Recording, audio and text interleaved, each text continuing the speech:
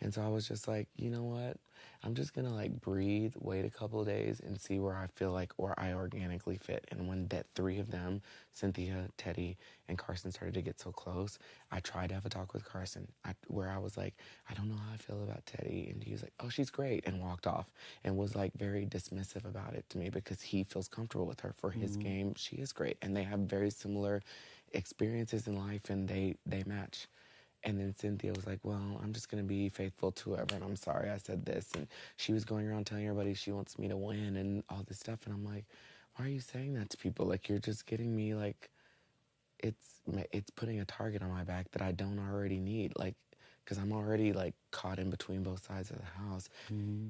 And so then I was just like, this is just really, like, worst case scenario. And now that they feel betrayed by me because I went and told Carson, I love you, but now that this has become a thing, like, for whatever reason, I don't feel comfortable with Teddi. So I feel more comfortable. Like, I have grown to have a thing with Misha. I don't have a final two with her. I was telling him, like, because he was just convinced that I did. And she went back. Teddi was like, he's telling people he doesn't have a final two with you. And Misha's like, he doesn't have a final two with me. But at that time, she thought that. So, like, I just feel like that side of the house is like, fuck him. He is the person that rebelled against us, even though Mirai was in that alliance and she was the first person that everybody wanted out of the house. I'm like, well, Mirai is part of the reason why that alliance broke up. And, you know, like, it's not just, I'm not the problem.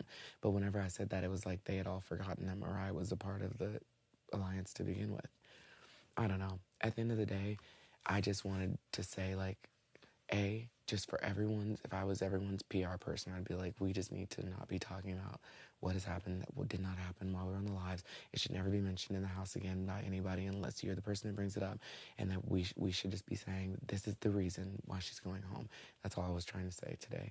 And I think that's a very wise thing for everyone to do. And I wanted to say that to you because I didn't want, because Shayna was like, well, I didn't come here for this and for that. And I'm like, great, neither did I. I don't have any allegiance to her. She hasn't made me a deal like she fucking made me. She doesn't come talk to me. She didn't tell me she was going to pick me if she gets the house guest choice.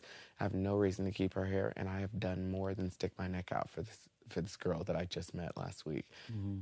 I just know that for my and Misha's game, I don't think that she would target you. That's how I feel. But you don't feel that way.